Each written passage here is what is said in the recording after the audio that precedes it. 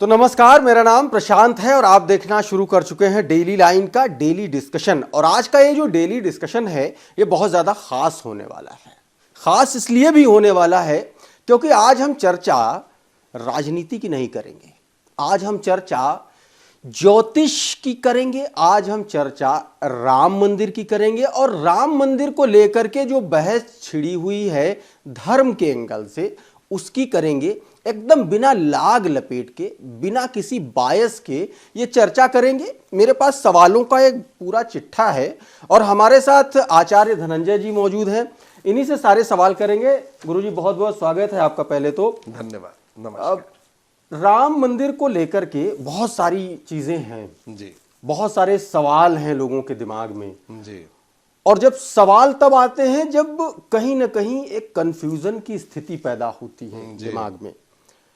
Confuse है व्यक्ति आजकल, बहुत ज्यादा कंफ्यूज है, चाहे वो प्राण प्रतिष्ठा के मुहूर्त की बात हो, चाहे फिर वो कोई क्यूरियसिटी हो उसके अंदर कि प्राण प्रतिष्ठा क्या होती है। कई लोगों के लिए तो ये पहले बार ऐसा जिक्र हुआ, खास तौर पर वो युवा साथी हमारे जो हैं उनको नहीं पता होगा, जो अभी तक गृहस्थ जीवन में नहीं पहुंचे हैं। मैं सबसे पहले आपसे यहीं से शुरू करना चाहूंगा कि जो प्राण प्रतिष्ठा का कार्यक्रम हो रहा है जी अयोध्या में जी, वो किस तरीके से, कहीं भी अगर प्राण प्रतिष्ठा का कार्यक्रम किसी भी मंदिर में करवाना है तो उसका एक प्रोसेस क्या है, वो अगर हमारे दर्शकों को आप बता सकें। जी, सबसे पहले आप सभी दर्शकों से मैं ये कहना चाहता हूँ कि जब हम चर्चा करते हैं प्रभु की, जब हम चर्चा करते हैं भगवान के अवतरण की, तो ये मानवीय स्तर पर ये संभव ही नहीं कि हम लोग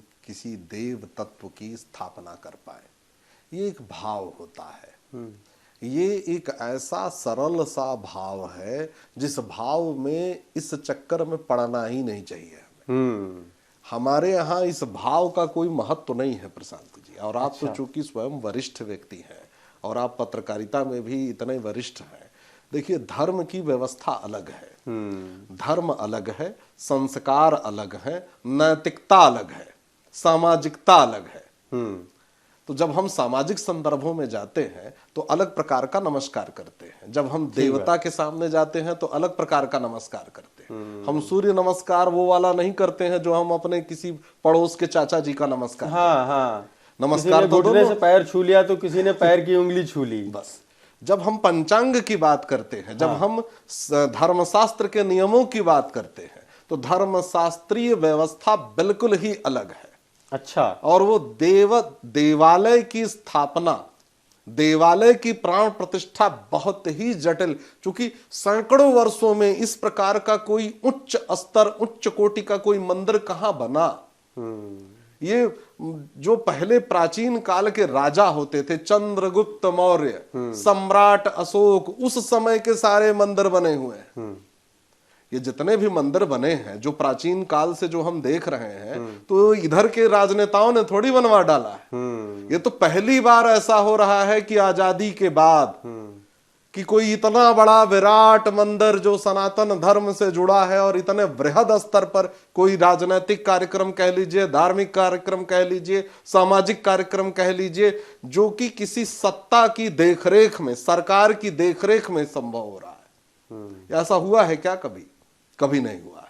खास तौर पर दुनिया में एक तरीके से कहा जाए जब से लोकतंत्र का बढ़ावा हुआ, जब से लोकतंत्र की स्थापना हुई, तब से ऐसा करने से लोग डरते हैं। लेकिन मैं ये भी साथ साथ कहूंगा कि ये कहने की बात है, पूरी धरती पर जब लोग ये कहते हैं कि धर्म, पूरी धरती पर ऐसा कौन सा देश है जो धर्म की राजनीति से बचा हुआ है? ऐसा कोई देश हो तो आप लोग बता दीजिए। ऐसा नहीं है, ये मानवीय स्वभाव के विपरीत है। वो चाहे पोप लोगों की राजनीति हो, चाहे वो शंकराचार्य जी लोगों की राजनीति हो, चाहे किसी की भी हो, मैं उस विवाद में नहीं जाना चाहता। हाँ, लेकिन जब बात धर्म की हो रही है, सनातन धर्म की हो रही है, तो हमारे लिए तो इतना ही पर्याप्त है उत्सव मनाने के लिए। ये बहुत बड़ी बात है हमारे लिए। सैकड़ों हजारों वर्ष बाद ऐसा हो रहा है। हम लोग हमेशा बचपन में इतिहास पढ़ते थे, कथा सुनते थे कि फला सम्राट ने ये मंदिर बनवाया, ये वाला मंदिर फलाने राजा के समय का बना हुआ है। आज हम अपनी आंख से देख रहे हैं कि देवालय की प्राण प्रतिष्ठा कैसे होती है। ठीक बात है। मैं थोड़ा सा समझना चाह रहा हूँ, बहुत सारे लोगों के लिए ये नया शब्द है एकदम, क्योंकि ये जब से राम मंदिर का जिक्र होने लगा, तमाम सारे जो प्लेटफॉर्म्स हैं उनके माध्यम से, जो कम्युनिकेशन के माध्यम है उनके ज़रिए जब इसका जिक्र शुरू हुआ, तो एक शब्द का बार बार उसका उल्लेख हुआ, प्राण प्रतिष्ठा। क्या है ये? देखिए, क्या है? ये बहुत महत्वपूर्ण अनिवार्य नियम होता है। चाहे हम घर में किसी देवी देवता की पूजा करें या देवालय में। देवालय में थोड़ा जटिल होता है, बृहद होता है, क्योंकि सैकड़ों वर्षों से कोई इस स्तर पे कोई देवालय स्थापित ही नहीं हुआ, इसलिए ये जानकारी का अभाव है। जो छोटे छोटे मंदिर बने भी तो इस स्तर पर जानकारी के, ऐसा नहीं है कि वो विधियां नहीं होती रही हैं, ये विधियां होती रही हैं, कवरेज नहीं मिला इस स्तर पे। हाँ, उस स्तर पर किसी को ये जानकारी नहीं हो पाई कि अच्छा ये भी होता है। हाँ, वो जो परिवार या जो एक समाज का जो एक ग्रुप है, छोटा सा हिस्सा है, जो उसका साक्षी बना, उसने जाना, बाकी एक बड़े पैमाने पर लोगों ने नहीं जाना। और इसीलिए मैं चाह रहा हूं कि आप लोगों को ये बताएं। यही छोड़िए प्रशांत जी, आप एक चीज समझिए, हम लोग कहते हैं ना यज्ञोपवीत संस्कार, इतने प्रकार के संस्कार होते हैं। अगर अंतिम संस्कार को छोड़ दीजिए जिसमें मुखाग्नि की बात होती है, तो कौन से संस्कार के बारे में किसे जानकारी है? यज्ञोपवीत धारण करने की ही विधि अपने आप में बहुत जटिल है, तो वो किसको मालूम है? नहीं मालूम है। अगर यही कल से टीवी पर सीधा प्रसारण चलने लग जाए कि यज्ञोपवीत में ऐसे ऐसे चीजें होती हैं और ऐसे ऐसे होता है, या जैसे सन्यास की दीक्षा होती है, तो सन्यास की दीक्षा में मुंडन का संस्कार कैसे होता है, और सन्यासी के जीवन के लिए क्या क्या प्रण लेने होते हैं, कहाँ किसी को मालूम है? मतलब ये है कि जो प्राण प्रतिष्ठा है वो किसी एक मूर्ति के संस्कार की एक प्रक्रिया है, आप ये कहना चाह रहे हैं? कोई मूर्ति देवालय में अब से पूजी जाएगी, इस बोध के साथ कि इस देवता के रूप में हम यहां पर इस प्रकार की पूजा अब से आरंभ करने वाले हैं। अच्छा, ये उसका संकल्प है, ये उसका आरंभ है। अच्छा जी, प्राण प्रतिष्ठा को लेकर के एक पूरा प्रोसेस होता है, हम पिछले लंबे टाइम से देख रहे हैं और इसको फॉलो भी करते चले आ रहे हैं। जी, जी। क्या वो प्रोसेस होता है? देखिए, ये बृहद प्रोसेस है और इसमें पूरा क्रम है। कई प्रकार के स्नान होते हैं, कई प्रकार की इसमें जप की प्रक्रिया है। यहाँ तक कि जो हम लोग ज्योतिष शास्त्र से जुड़े लोग हैं, जब प्राचीन मंदिरों की बात आती है, अक्सर हम लोग जब चर्चा करते हैं कि नीलम पहनना है या पन्ना पहनना है या पुखराज पहनना है, तो जिन जिन जातकों को ये जानकारी नहीं होती कि आचार्य जी मैं तो दूर बैठा हूं, मैं कैसे इसकी प्राण प्रतिष्ठा कर पाऊंगा, तो हम लोग यही कहते हैं प्रशांत जी कि किसी पुराने मंदिर चले जाइए और शिवलिंग से स्पर्श करा लीजिए। शिवलिंग के नीचे नवग्रह के रत्न पहले से ही स्थापित किए जाते। अच्छा, तो ये पुरानी विधियों में होता है कि जितने भी देवी देवता हैं, जितने भी, उन सब का आवाहन होता है, उन सब के सारे मंत्र पढ़े जाते हैं, सबका स्नान, सबका श्रृंगार, सबका भोग, और ये पूरी बृहद प्रक्रिया है। पुष्प से अलग, घृत से अलग, पंचामृत से अलग, कई प्रकार के स्नान होते हैं। ये हमेशा होता है और वो देवालय के नियम बहुत जटिल और बड़े बृहद होते हैं। मैं थोड़ा सा अभी वर्तमान स्थिति में आऊंगा और खास तौर पर राम मंदिर को लेकर के। एक प्रोसेस है अनुष्ठान का जी, मेरे ख्याल से 16 या 17 तारीख से वो प्रोसेस शुरू हुआ और अभी चल रहा है। हर दिन एक नई चीज हो रही है उसमें। उस प्रोसेस में जैसे 17 तारीख को था, उसमें जल यात्रा, तीर्थ पूजन, कलश पूजन, कलश यात्रा, रामलला की प्रतिमा को पूरे परिसर में भ्रमण कराया गया। बिल्कुल, ये जो अनुष्ठान है, मैं एकदम सरल तरीके से समझना चाह रहा हूँ, ये जो अनुष्ठान है ये सिर्फ राम मंदिर के लिए हो रहा है, क्योंकि राम मंदिर एक बड़ा प्रायोजन है, बड़ा आयोजन है, इसलिए हो रहा है, या किसी भी मंदिर का जब अनुष्ठान या प्राण प्रतिष्ठा होती है उसमें भी यही प्रोसेस होता है? यही प्रोसेस होता है प्रशांत जी। देवालय की प्राण प्रतिष्ठा का क्रम ही यही है। अच्छा, बिल्कुल, क्रम ही यही है। और ये प्रक्रिया किसी भी सनातन धर्म के किसी भी देवालय की जब स्थापना होती है तो उसका क्रम यही होता है। हम सभी लोग जो लोग सनातन धर्म को जानते हैं, मानते हैं, हमें इस क्रम का बोध है। बिल्कुल यही होता है। अच्छा, सेम पूरा बहुत सारे ऐसे शब्द हैं जी। इसमें जो दर्शकों को समझ में नहीं आते, बहुत सारे यूथ को नहीं समझ में आते। वो लिख देते हैं, पढ़ लेते हैं, उनको ये समझ में आ रहा है कि हाँ भाई राम मंदिर की प्राण प्रतिष्ठा हो रही है और सब कुछ ठीक ठाक। तमाम सारे लोग ये सवाल भी उठाते हैं कि प्राण प्रतिष्ठा करने वाला एक आम व्यक्ति, एक प्राणी कौन हो सकता है, कौन होता है, जबकि स्वयं वो भगवान है। उन्होंने दुनिया में प्राण डाले और एक व्यक्ति है कोई, वो प्राण प्रतिष्ठा का आयोजन कर रहा है। तो नहीं, क्या नहीं, ये तरीका ठीक है सवाल करने का? बिल्कुल ऐसा नहीं है प्रशांत जी, मैं आपको बीच में रोक रहा हूं, माफी चाहता हूं। ऐसा है नहीं, ये भाव ही नहीं है। ये तो ठीक वैसे ही बात हो गई, हम लोग जैसे सनातन धर्म को मानते हैं, हमारे यहाँ जब मृत्यु होती है और हम पिंडदान करते हैं, तो अब उस तरह के प्रश्न अगर हम करेंगे तो हास्यास्पद स्थिति हो जाएगी। वो वैसा भाव नहीं है। हम देवता की स्थापना नहीं करते। हमारी ये मान्यता है कि हम में स्वयं देवताओं का अंश है। हम हैं कौन? हम ईश्वर की ही संतान हैं। तो फिर जब हम उन्हीं का अंश हैं, तो हम अपने ही प्राणों को देव तत्व के रूप में स्थापित करके और ये प्रण करते हैं कि आज से इस मूर्ति को हम रामलला के रूप में पूजेंगे। और देवालय के रूप में स्थापना बिल्कुल अलग होती है। मैं फिर से आप सभी बंधुओं से ये कहूंगा, घर में जो गृहस्थों की पूजा है वो बड़ी सरल होती है, उसमें ये क्रम नहीं होता। मैं उसी सवाल पे आने वाला भी ये था कि तमाम सारे लोग, एक मार्केट में जाइए तो एक होड़ लगी हुई है, मूर्तियों के भाव बढ़े हुए हैं। लोग 22 तारीख का जो शुभ मुहूर्त है कहा जा रहा है, जो शुभ है, वो कह रहे हैं कि हम इसी समय अपने घर में भी मूर्ति स्थापित करना चाह रहे हैं। तमाम सारी ऐसी महिलाएं हैं जो अपने बच्चों को जन्म देना चाह रही हैं, उस दिन प्रेग्नेंट हैं और वो जन्म दे ये जो मान्यता है, ये क्या ठीक लग रही है आपको? ये सही नहीं, देखिए इसका कोई धर्मशास्त्रीय आधार नहीं है। मैं आप सभी दर्शकों से कहूंगा, भाव बड़ा प्रबल होता है। हम सभी लोग भावुक हैं और धार्मिक व्यक्ति भावुक होगा ही, चाहे वो किसी भी धर्म को मानता हो, वो भावुक होगा ही।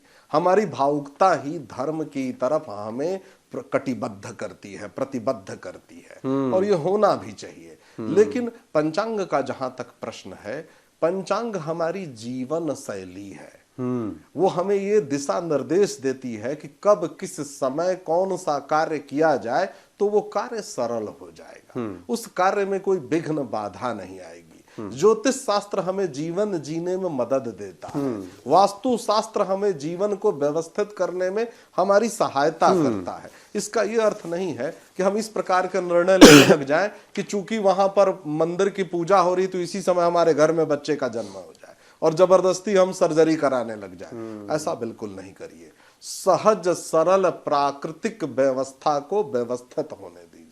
बच्चे के जन्म को इससे जबरदस्ती जोड़ना उचित नहीं है, ये बिल्कुल ही गलत है। अब रह गई बात शुभता की और पंचांग की, तो सबसे बड़ी शुभ बात ही यही है हम सभी सनातन धर्म को मानने वाले के लिए कि भगवान की प्राण प्रतिष्ठा इतने बृहद रूप में हो रही, पूरी दुनिया में ये प्रकरण छाया हुआ है। अब इसमें भी शुभ अशुभ की बात करना ही अपने आप में मूर्खतापूर्ण बात है। शुभ तो ये ईश्वर की जो शक्तियां हैं, जो देवताओं की शक्तियां हैं, उन्होंने ही तय कर लिया कि अब इस समय मंदिर बनना है, मंदिर आम जनता के लिए खुलना है। अब उसमें हम कौन होते हैं निर्णय लेने वाले कि क्या शुभ और क्या अशुभ? ये तो देवताओं ने तय कर लिया। अगर देवताओं ने तय नहीं किया था तो पहले भी सरकारें थी, पहले भी सत्ता थी, पहले भी सब कुछ था, कहां हो पा रहा था? नहीं हो पा रहा था, सैकड़ों वर्षों से नहीं हो पा रहा था। आज ये घटना तभी घट रही है जब प्रकृति चाहती है, और प्रकृति जब किसी घटना को घटाना चाहेगी ना, तो उसमें हम एज अ मनुष्य, एक सामान्य मनुष्य की तरह शुभ अशुभ केवल तर्क कुतर्क कर सकते। एक बात का जिक्र हम लोग अभी कर रहे थे, जब हम लोग ये रिकॉर्डिंग कर रहे हैं उससे पहले जस्ट कर रहे थे जी। प्राण प्रतिष्ठा घर में करने से एक गृहस्थ व्यक्ति को बचना चाहिए करने से, मूर्ति को स्थापित करने। मैं थोड़ा सा चाह रहा हूं कि उस चीज को लेकर के आप विस्तार से हम समझना चाह रहे हैं कि क्यों नहीं करना चाहिए, उसके क्या प्रोज हैं, क्या कॉन्स हैं। मूर्ति से क्यों बचना चाहिए एक व्यक्ति को, और तमाम सारे लोग घर में कर लेते हैं। अगर मान लीजिए फिर भी कोई करना चाहे, तो क्या मूर्ति का जो साइज होता है या मूर्ति का जो आकार होता है उसको लेकर के भी क्या कुछ अलग अलग मान्यताएं हैं? अगर हैं तो वो बताइए। बिल्कुल, देखिए प्रशांत जी, धर्मशास्त्र के नियम बड़े स्पष्ट हैं। हाँ। गृहस्थों के लिए वही प्रक्रिया नहीं है जो देवालय के लिए है। उसका कारण क्या है? देवालय में पूरी व्यवस्था होती है।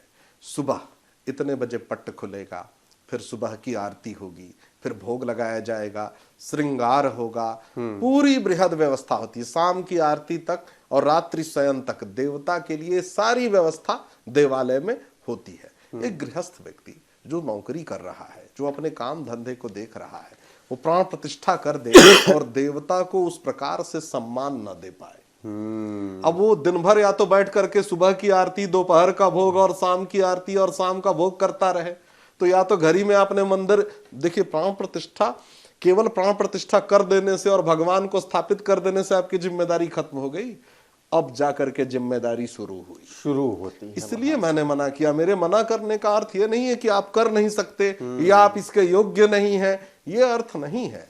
ये तो ठीक वैसे ही बात हो गई जैसे हम लोगों पर आरोप लगता है कि आप फला को मंदिर में नहीं जाने देते। ऐसा नहीं है, ये प्राचीन काल से था कि आप विग्रह को प्रत्येक व्यक्ति स्पर्श नहीं कर सकता, आज भी है। आप देख लीजिए, किसी भी सनातन प्राचीन मंदिर में आप जाएंगे तो प्रत्येक व्यक्ति को मंदिर में जो विग्रह है उसको छूने का अधिकार नहीं होता है। ये हमारा भाव है कि इसकी प्राण प्रतिष्ठा करते समय इतना नियमों का पालन करके, इतने विधि विधान से आचार्यों ने इसको किया है कि ऐसे कोई भी व्यक्ति आए लाइन में जा करके और मूर्ति छू दे, इसलिए हम लोग मना करते हैं। अच्छा, क्योंकि वो अलग भाव से स्थापित है। आज मतलब जो ये है कि अगर आप मूर्ति स्थापित करना गलत नहीं है जी, अगर आप कर रहे हैं तो सबसे पहले आप अपने आप को तौल लीजिए कि आप आने वाले वक्त में कितना वक्त निकाल पाएंगे पूजा अर्चना के लिए, मंदिर के लिए, भगवान के भजन और पूजन के लिए। बिल्कुल, सवाल ये है सबसे बड़ा। बिल्कुल। अब हम घर में प्रभु को स्थापित कर दें और उनको समय ना दे पाए, सुबह 8 बजे ड्यूटी पर निकल जाए और रात के 11 बजे आए और हमने प्राण प्रतिष्ठा बड़े अच्छे से कर दी, टीवी में देख करके कर दी, आचार्य जी ने बता दिया कि प्राण प्रतिष्ठा ऐसे ऐसे होता है और हमने ग्रंथ ले लिया या इंटरनेट के माध्यम से और बिल्कुल ठीक वैसे ही कर दिया।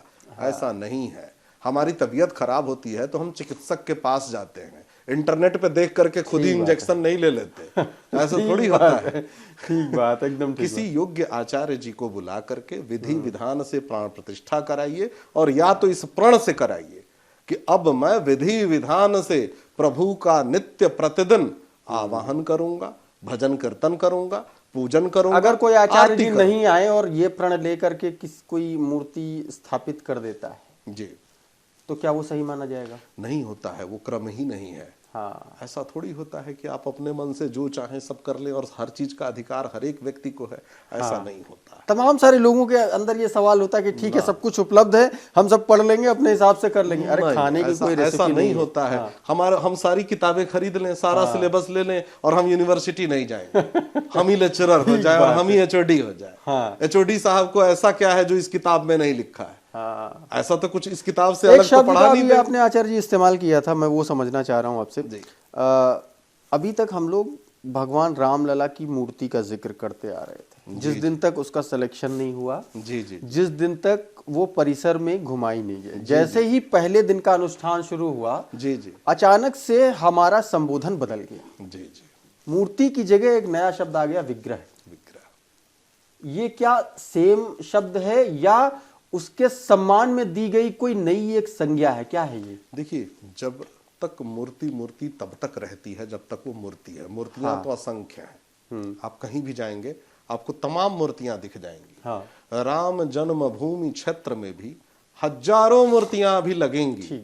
विग्रह जो प्रधान मूर्ति है, जो प्राण प्रतिष्ठित हो गई, अब वो सामान्य मूर्ति नहीं है। अब वो भगवान के भाव से देखी जाएगी, वो विग्रह है, मतलब ये मूर्ति नहीं है। अब उसमें भाव बदल गया। बिल्कुल, पूरा भाव का खेल है, सब कुछ भाव से ही तो है। आप सामान्य व्यक्ति हैं और कोई व्यक्ति जिनको हम माननीय कहते, ये भाव है, क्योंकि हमने उनको चुना है। मतलब ये है कि मान लीजिए हम किसी शिवाला में जाएं जी और भगवान शिव का है शिवाला, जी। तो वो जो शिवाला है, जो उसमें मूर्ति है या उसमें जो शिवलिंग है वो विग्रह है, बिल्कुल। और बाकी जो सपोर्टिंग मूर्तियां हाँ, हैं कई सारी वो मूर्तियां विग्रह हैं। नहीं है। मंदिरों में भी आप देखेंगे हाँ। बहुत सारी मूर्तियां लगी बहुत सारी होती हैं। पर हम उनको मूर्तियां ही कहते हैं। हाँ। विग्रह तो प्रधान कहीं अलग है, जहां मुख्य पूजा का स्थान है। मतलब जिनका नाम लेकर के हमने अनुष्ठान किया, जिनका नाम लेकर के हमने पूजन का आरंभ किया, पूजा का आरंभ किया, और जिनके नाम से वो पूजा संपन्न हुई, वही विग्रह है। बाकी जो सपोर्टिंग मूर्तियां रखी हैं उनको मूर्ति ही कहेंगे। बिल्कुल, मूर्तियां ही हैं। अच्छा जी जी। एक सवाल और हम समझेंगे, क्योंकि इस पूरे मसले में एक हमारे जो हिंदू धर्म के प्रधानमंत्री हैं कहे जाते हैं, जो शंकराचार्य, बड़ा उनका जिक्र हो रहा है और वो कई बार नाराज बताए जाते हैं कि जो, और उनका कहना है, उनका मतलब बयान है, तमाम सारे टीवी चैनल्स पर उनका बयान है और तमाम सारे अखबारों में भी उनके बयान छपते रहे इस बीच। अभिमुक्तेश्वरानंद जी ज़्यादा इस मामले में वोकल रहे हैं और उनका एक बयान मैं कोट कर रहा हूँ। वो एक चैनल को इंटरव्यू दे रहे थे जिसमें वो कह रहे थे कि प्राण प्रतिष्ठा किसकी होती है। सबसे पहले हमको ये समझना चाहिए, जिसमें वो ये बता रहे थे कि प्राण प्रतिष्ठा सिर्फ मूर्ति नहीं है, मूर्ति तो प्राण है, शरीर है पूरा मंदिर। तो वो ये तर्क दे रहे थे कि जब शरीर ही नहीं बना, उनका तर्क ये था कि जब मंदिर ही पूरा नहीं हुआ, जब शरीर पूरा नहीं हुआ, तो हम कैसे प्राण डाल सकते हैं मूर्ति में। प्रशांत जी, ये हमारे लिए बड़े कष्ट की बात है और बड़े दुख की बात है, ये बड़ी पीड़ा होती है। हाँ। कि आज मुझ जैसे तुच्छ व्यक्ति को हमारे जगत गुरु शंकराचार्य के संदर्भ में कुछ टीका टिप्पणी करनी पड़ रही है। सबसे बड़ा दुर्भाग्य हमारा यही है। सनातन धर्म में माननीय जो शब्द है ना, वो छोटा हो जाता है। जब हम लोग जगत गुरु शंकराचार्य जी की बात कहते हैं तो उनके सामने तो पूरा विश्व है, पूरी पृथ्वी है। हमारे लिए सनातन धर्म में इनसे ऊंचा कोई पद नहीं होता और इनसे योग्य कोई व्यक्ति भी नहीं होता, इनसे योग्य कोई नहीं होता। हम लोग बिल्कुल तुच्छ हैं। चाहे ज्योतिष की बात हो, वेद विज्ञान की बात हो, कोई भी विषय की बात हो, तो इनके ज्ञान के सामने हम लोग धूल के कण के बराबर हैं। लेकिन इसी बात की पीड़ा मुझे होती है प्रशांत जी, कि आप थोड़ा सा सोचिए, ये कई 100 वर्षों के बाद उत्सव मनाने का क्रम है। हाँ। और इसमें भी हम पाप पुण्य सही गलत ये भेदभाव करें। नहीं, वो कह रहे हैं ये मुहूर्त भी अच्छा नहीं है। नहीं, देखिए, ये तो यही बात है ना कि अब इससे खराब मुहूर्त क्या हो सकता था। जब भगवान श्री कृष्ण जी आए भादो अमावस्या, तो क्या वो जन्म कुंडली देख करके अवतार ले रहे थे? जेल में ही आना था अमावस्या के दिन। आज हजारों लोग, मैं खुद ज्योतिष शास्त्र से जुड़ा हूं प्रशांत जी, लोग मुझसे कहते हैं कि मुहूर्त बताइए, बच्चे का जन्म के लिए, ऑपरेशन के लिए मैंने डॉक्टर साहब को सेट कर लिया है, अस्पताल को सेट कर लिया। आप भाषा सुनिए, ठीक है? तो मैं सोचता हूं कि वाह, भगवान श्री कृष्ण जी सेट नहीं कर पाए थे, अमावस्या चुना उन्होंने। अमावस्या चुना और जेल चुना। हाँ। और कुछ भी सेटिंग नहीं। लोग जहर देने के लिए तैयार खड़े हैं, मारने के लिए तैयार खड़े हैं। बारिश हो रही है, बारिश हो रही। ऐसा नहीं करना चाहिए। दूसरी बात कि अगर कोई राजनीतिक घटनाक्रम में भी ये चुनता है कि सनातन धर्म का मंदिर बनवा दिया जाए, तो इसका स्वागत करना चाहिए। अगर कोई राजनेता ये कहता है कि मैं सनातन धर्म का मंदिर बनवा रहा हूं, अपनी पॉलिटिकल फायदे के लिए बनवा रहा हूं, तब भी ये स्वागत योग्य है। क्या इसका स्वागत नहीं होना चाहिए? ठीक बात है, बिल्कुल होना चाहिए। अगर कोई राजनीतिक पार्टी अपने लाभ के लिए भी बनवा रही हो, तो क्या बुरा है? क्या बुरा है इसमें? अगर कोई इसके लाभ हानि का संदर्भ भी देख लिया जाए, तब भी यह स्वागत योग्य है। कितने लोग मर गए, कितने लोग के घर पे मतलब बिल्कुल सूना, आज तक लोग छटपटा करके रह गए। अब इसमें हम कोई और चीज देखें और ईश्वरीय तत्वों के विषय में हम इस प्रकार की टीका टिप्पणी करें कि अभी पूरा शरीर नहीं बना है, तब तो इस क्रम में मुझे एक प्रश्न का उत्तर चाहिए कि जब ये विवाद था और जब टेंट में रखा गया था और तब पूजा की अनुमति माननीय सुप्रीम कोर्ट ने दी थी, तो फिर वो गलत था। तब उस समय भी विरोध करना चाहिए था कि ऐसे कैसे पूजा हो सकती है टेंट में। क्योंकि पूरा शरीर तो बना नहीं है, मंदिर बना करके ही पूजा होगी। ठीक बात है।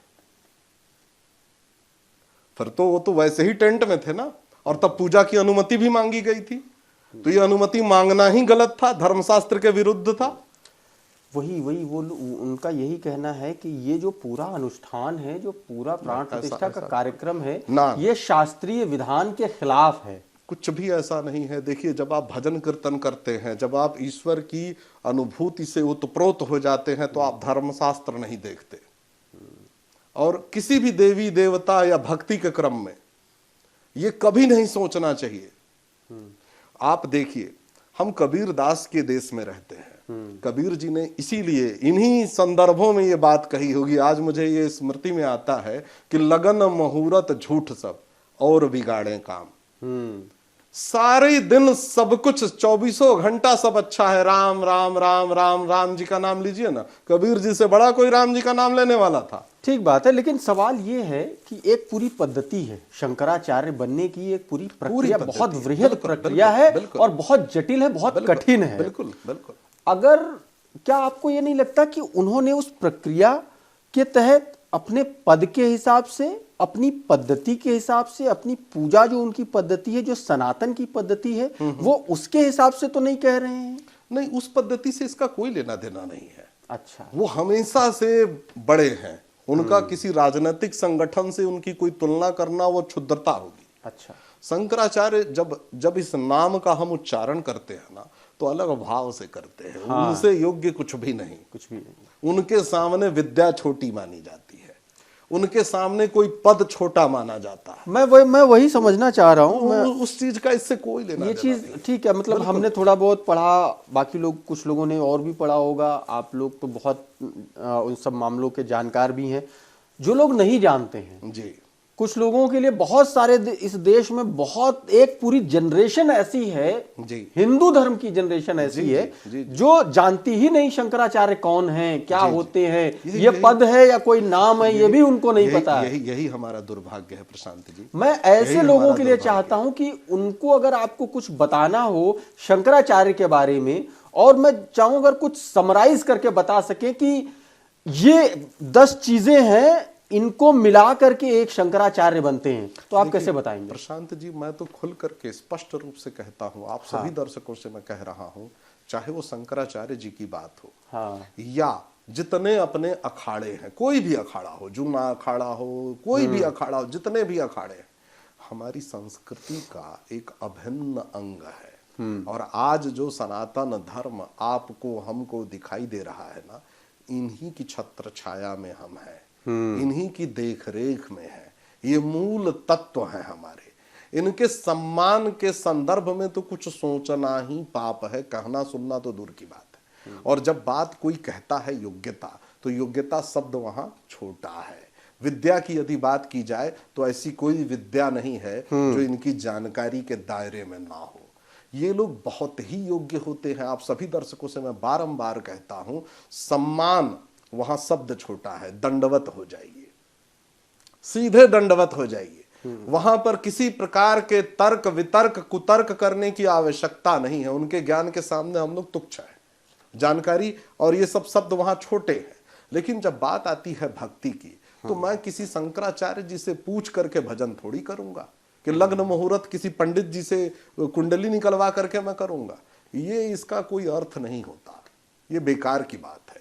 अगर मुझे भजन कीर्तन करना हो, भगवान श्री कृष्ण जी की जन्माष्टमी मनानी हो और नाचना हो, गाना हो, या किसी प्रकार के संगीत का उत्सव मनाना हो, और जब हमारे देश के प्रधानमंत्री ये तय कर रहे हो कि आज से मंदिर आम जनता के लिए खोल दिया जाए, मैं कह रहा हूं चलो राजनीतिक ही घटनाक्रम सही, कोई जरूरी नहीं इस बहस में पड़ने की।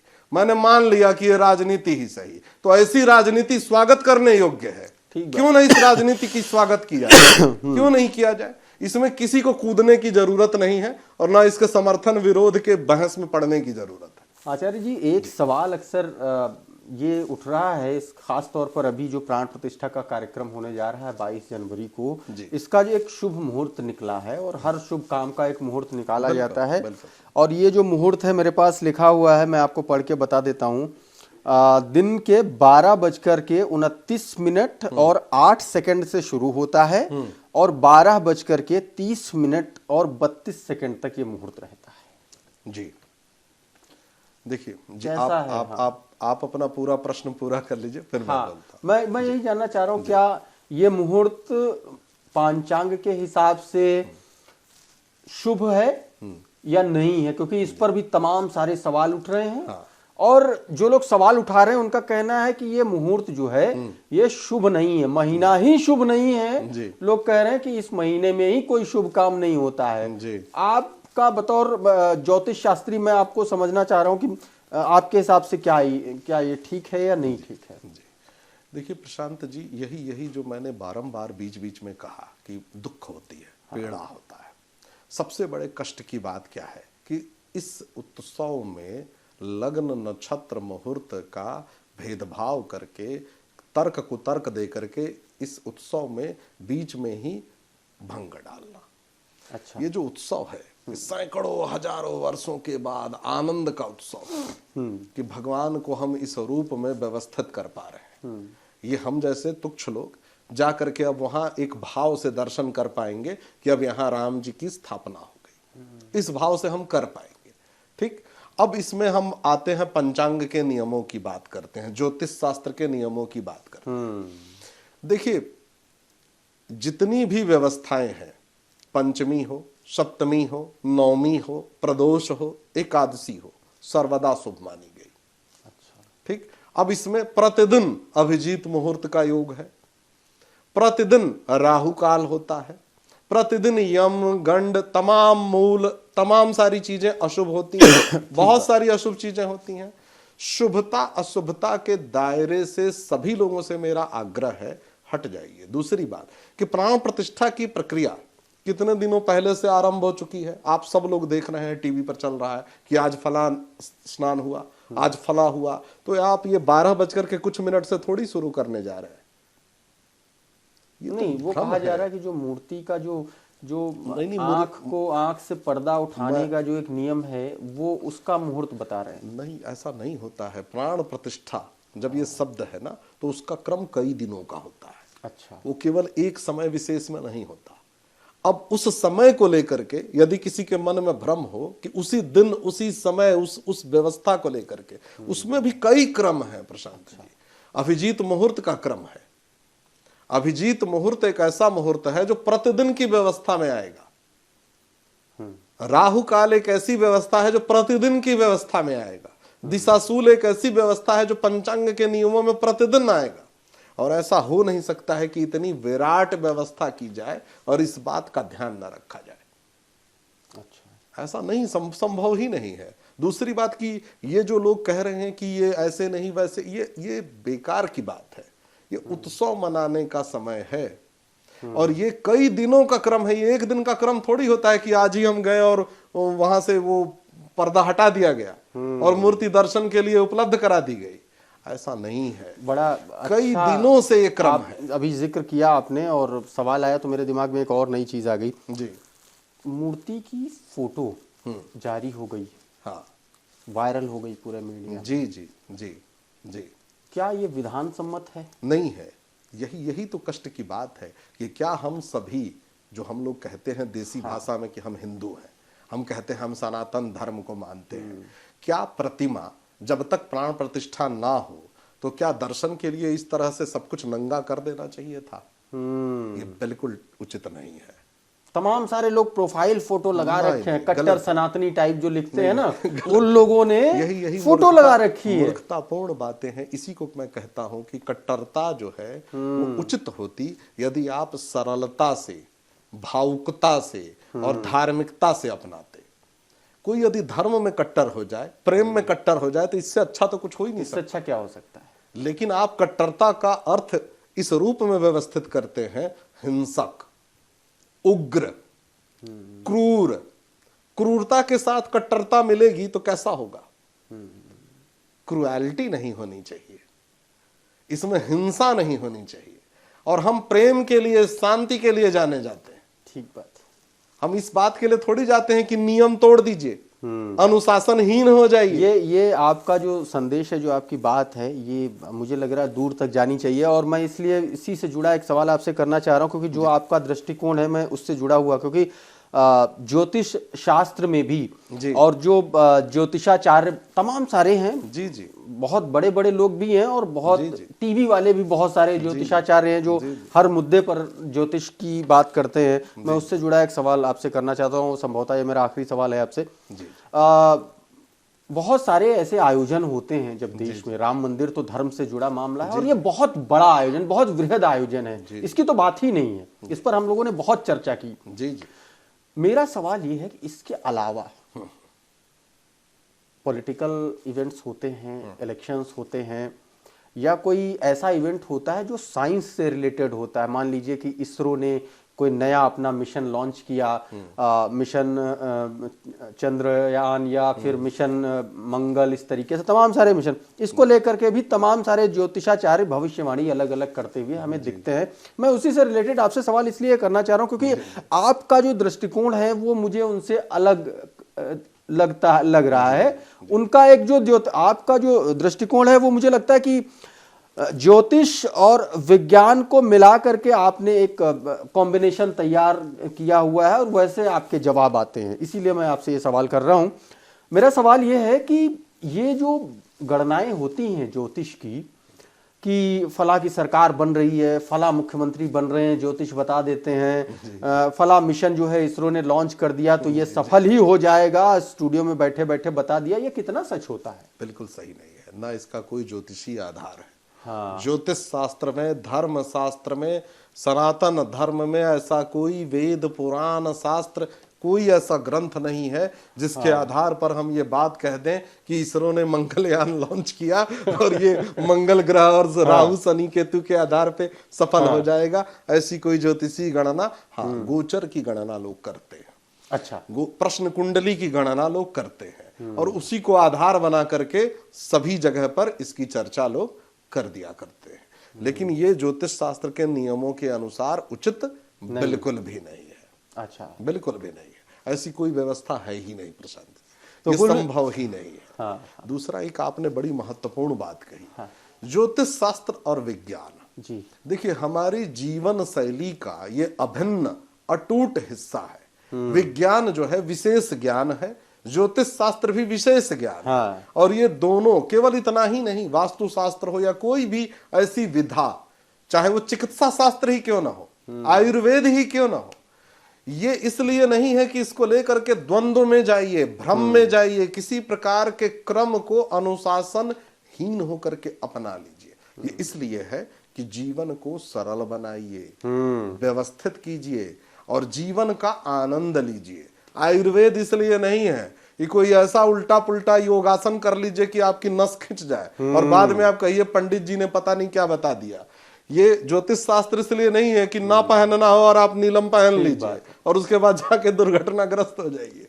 इसका एक क्रम है, इसकी एक व्यवस्था है। क्या विज्ञान भी ऐसा है क्या कि बिना रोग के आप किसी को विटामिन की कोई टैबलेट खिला दीजिए? ऐसा नहीं है, जबरदस्ती किसी को प्रोटीन चढ़ा देंगे, ऐसा कुछ नहीं होता है। विज्ञान में भी अनुशासन अनिवार्य है और योग्य व्यक्ति की देखरेख में ही चिकित्सा करने का विधान है। ठीक बात है। तो कुल मिलाकर के राम मंदिर से जुड़े जो सवाल हैं, जो लोगों के मन में क्यूरियासिटी है, उससे संबंधित हमने एक वार्तालाप रखा, एक इंटरव्यू सेशन रखा आचार्य धनंजय जी के साथ में। उम्मीद करता हूं आप लोगों को वो सारे सवालों के जवाब मिल गए होंगे जो अब तक आपके दिमाग में उठ रहे थे, आपके दिल में आ रहा था। जो सवाल तमाम सारे, कोशिश हमने की तमाम सारे सवाल लेने की कि जो चीज़ें चल रही हैं, जो सवाल उठ रहे हैं, उन पर जवाब लिया जाए और बिना लाग लपेट के जवाब लिया जाए। अब आप हमको बताइए कि हमारा ये इंटरव्यू सेशन आपको कैसा लगा, हमारा ये कार्यक्रम आपको कैसा लगा। आप हमको हमारे कमेंट बॉक्स में ज़रूर लिखिए और हमारा ये वीडियो अगर आपको अच्छा लगा, पसंद आया, तो इसको लाइक करिए, इसको दूसरों को भी शेयर करिए ताकि अच्छी जानकारी सबको हासिल हो सके। और हमारे इस प्लेटफॉर्म पर ऐसे ही तमाम सारे वीडियोज़ के लिए हमारे चैनल को सब्सक्राइब करिए। हमारे किसी भी प्लेटफॉर्म पर अगर ये वीडियो आप देख रहे हैं तो वहाँ पर हमको फॉलो कर लीजिए। हमारे प्लेटफॉर्म का नाम है डेली लाइन।